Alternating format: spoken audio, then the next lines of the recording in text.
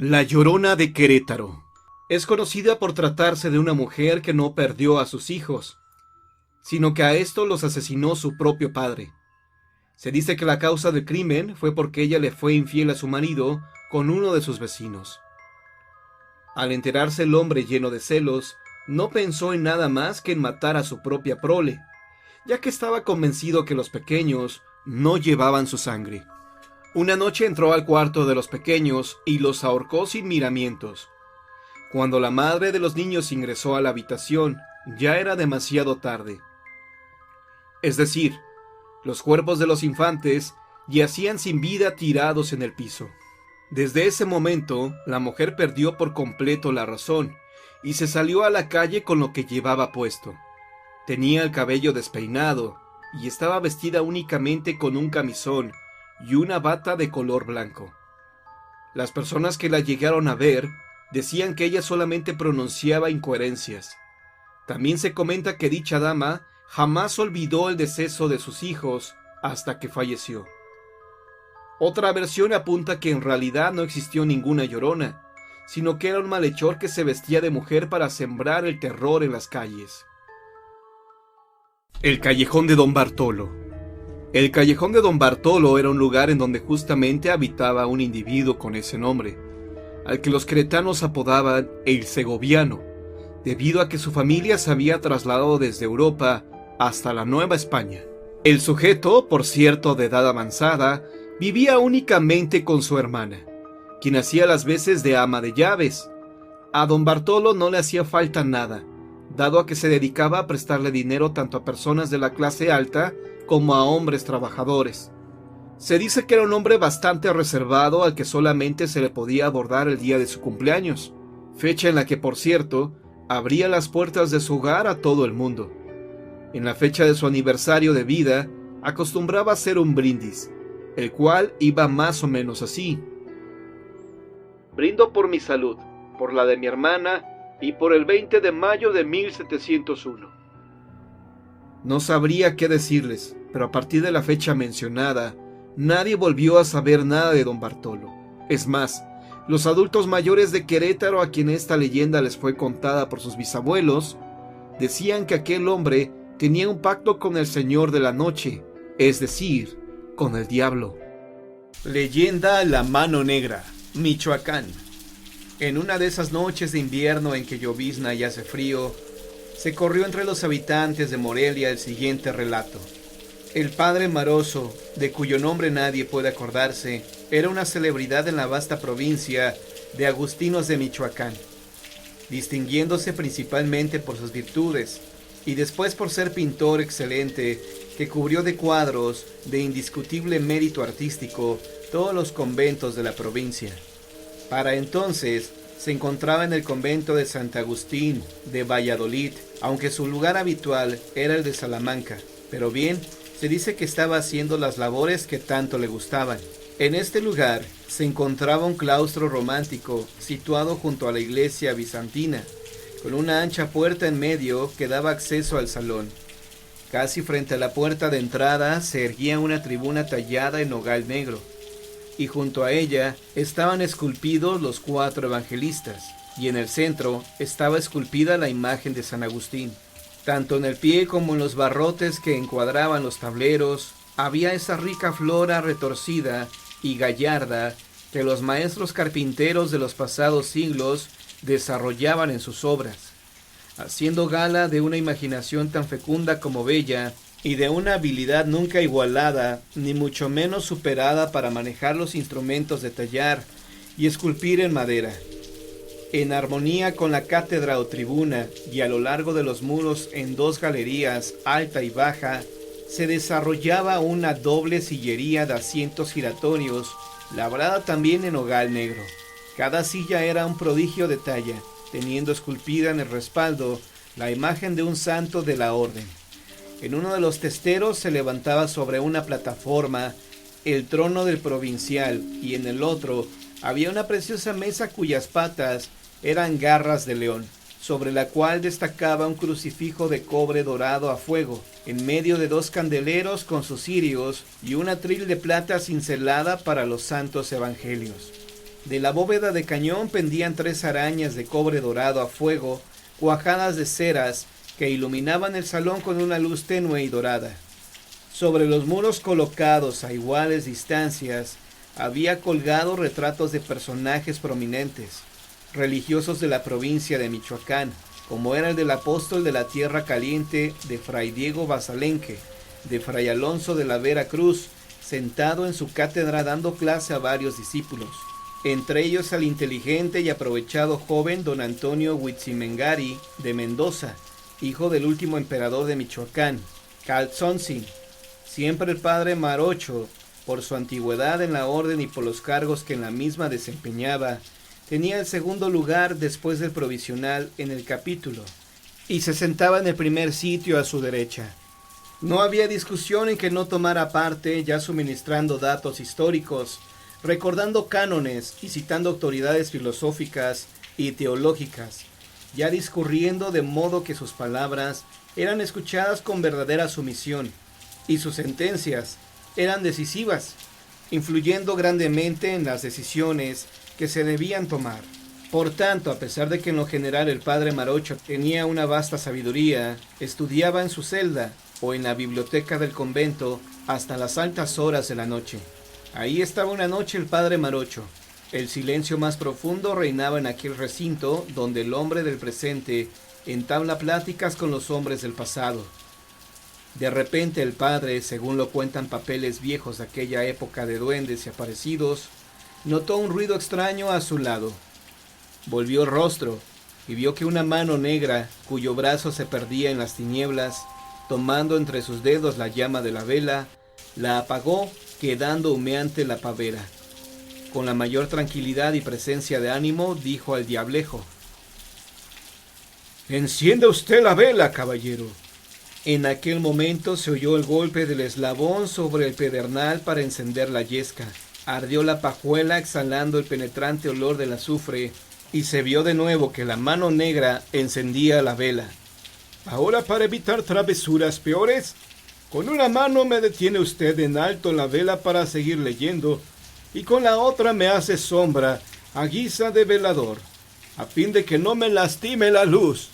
Así pasó, y era de ver aquel cuadro, el sabio de cabeza encanecida por los años, los estudios y las vigilias, inclinado sobre su infolio de pergamino.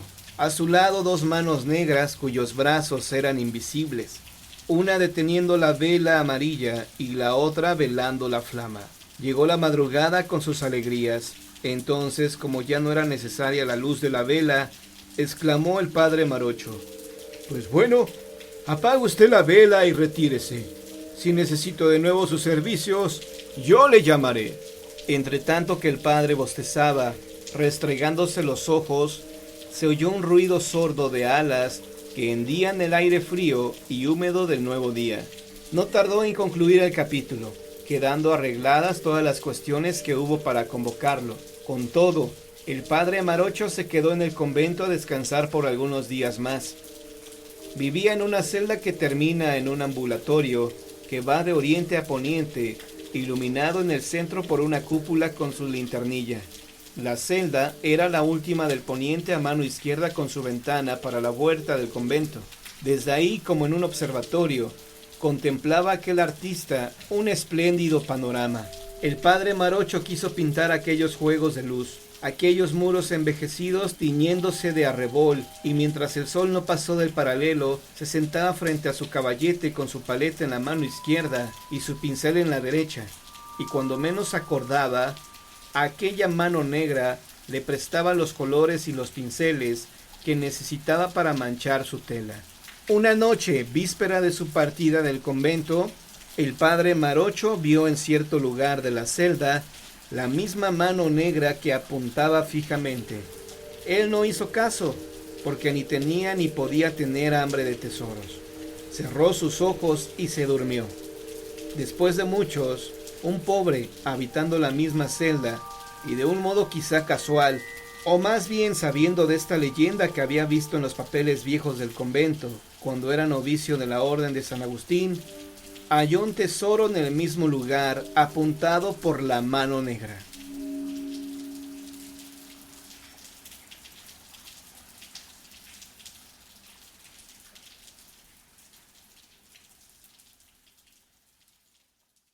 El último autobús. Una noche subí al último autobús de la noche y solo éramos 5 o 6 personas a bordo. A medida que avanzábamos y se aproximaban las últimas 3 paradas, solo quedamos un hombre mayor y yo.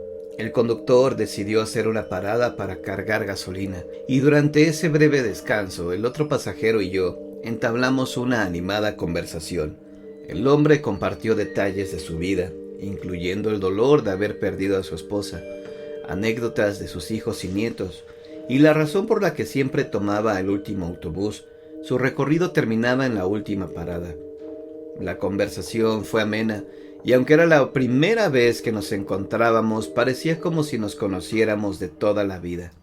Finalmente, decidí bajarme en la antepenúltima parada y me despedí del hombre. En esa semana tomé el último autobús varias veces debido a la carga de trabajo adicional en la oficina. En mi último día de viaje, decidí hacer algo inusual y lo invité a casa. Me agradaba la compañía de este desconocido. Era un hombre educado y contaba historias fascinantes sobre nuestra ciudad, algunas de las cuales eran difíciles de creer. Le proporcioné mi dirección y número de teléfono, y me despedí con la promesa de que nos volveríamos a ver. Sin embargo, los días pasaron y el hombre nunca llamó ni se presentó en mi casa. Una noche el destino me llevó de nuevo al último autobús de la noche, y ahí estaba el hombre mayor. Nuestra emoción al vernos nuevamente fue evidente. Le pregunté por qué nunca había venido a casa y su respuesta me sorprendió. Le resultaba difícil moverse solo por la ciudad. Me entristeció saber que tenía dificultades para desplazarse y se estaba perdiendo la oportunidad de una visita. Decidí preguntarle dónde lo podía recoger para llevarlo a mi casa. Anotó una dirección en un papel y luego tocó el timbre para bajar. Algo me pareció extraño. Esa no era su parada habitual. Cuando el hombre se fue, le pregunté al conductor quién era ese pasajero. Sin embargo, el conductor me miró con sorpresa y dijo que no había nadie aparte de nosotros en el autobús. Insistí, preguntándole por qué había parado el autobús, y él respondió que yo mismo había tocado el timbre para solicitar la parada. Finalmente llegué a mi parada y miré la dirección que el hombre había anotado en el papel. Sorprendentemente, se correspondía con el cementerio central de la ciudad, seguido de un número que claramente no tenía relación con una dirección convencional. En mi día de descanso decidí visitar el cementerio, buscando la tumba con el número 602 que aparecía en el papel. Cuando encontré la tumba estaba en un estado de abandono y descuido. Leí el nombre de la persona enterrada ahí, lo cual me dejó pensativo. En otra ocasión, en una noche en la que decidí tomar el último autobús de nuevo, no vi al hombre en su asiento habitual. Pregunté al conductor por él, pero me sorprendió la respuesta. Me dijo que nunca había visto a tal persona, pero muchos pasajeros como yo aseguraban haber hablado con él. Según la creencia popular, este hombre siempre viajaba en el último autobús de la noche. Según el relato del conductor, una vez este pasajero falleció mientras viajaba, pero no se dio cuenta. Al día siguiente, cuando se dispuso a comenzar su recorrido, encontró al hombre aún sentado en su asiento sin vida. A partir de este incidente, varios pasajeros afirmaron haberlo visto y conversado con él.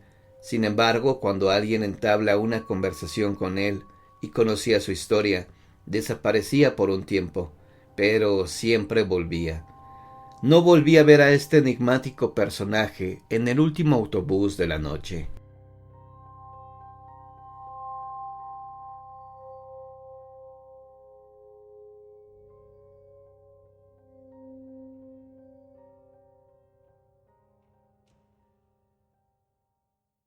Este cuento que hoy les cuento sucedió hace apenas unos meses en la ciudad de Colima, mi ciudad de origen, que en mis vacaciones visité. Después de visitar algunos tétricos lugares donde en algunas ocasiones cosas extrañas y paranormales han sucedido, de la existencia de una casa embrujada cerca del antiguo hospital del IMSS, me platicaron. Eso despertó mi curiosidad y una noche de diciembre decidí entrar a ver lo que ahí sucedía y en realidad ver si era mentira o verdad. Sin decirle nada a nadie, subí en mi auto las cosas que son necesarias para llevar a cabo una investigación de este tipo, y me fui a visitar aquel lúgubre lugar. Me acerqué a aquel sombrío sitio que se notaba totalmente abandonado y muy descuidado. Salté una reja de entrada y pude sentir la mala vibración que era en ella muy alta. Entre las abandonadas, ennegrecidas y húmedas paredes, me pareció ver una sombra que de un lado a otro se desplazaba. Tomé mi celular, encendí la cámara y me dispuse a grabar. No pude lograr ese objetivo porque mi pila rápidamente se descargó. Es una acción normal cuando uno entra a estos tipos de lugares. Con los nervios alterados y el corazón latiendo acelerado, poco a poco me fui cautelosamente acercando. Vi como aquella siniestra sombra se movía de un lado a otro, como si algo estuviera buscando. El ambiente se tornó más pesado cuando por una ventana rota, aquel lúgubre lugar con cierta dificultad, logré entrar. De pronto un triste lamento a mis oídos llegó. Fue tan lastimero que hasta la piel se me enchinó y un fuerte escalofrío recorrió por mi espalda. A pesar del miedo que me estremeció hasta la médula, armándome de valor, empujé lentamente una desvencijada puerta y vi con terror cómo el espectro de un hombre se inclinaba sobre una vieja cama, y por la posición de sus manos parecía que algo pequeño abrazaba, mientras tristemente aquella alma en pena, entre sollozos, se lamentaba. Al ver aquello ya no sentía miedo, solo una gran pena invadió mi alma.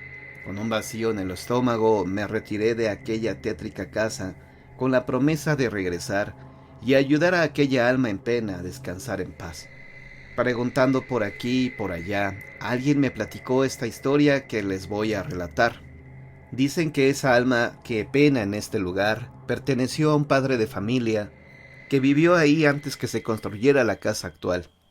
Cuentan que se acercaba las fechas de Navidad y el niño le había pedido un regalo a su papá, quien después de comprar el regalo del niño con sus amigos se fue a tomar.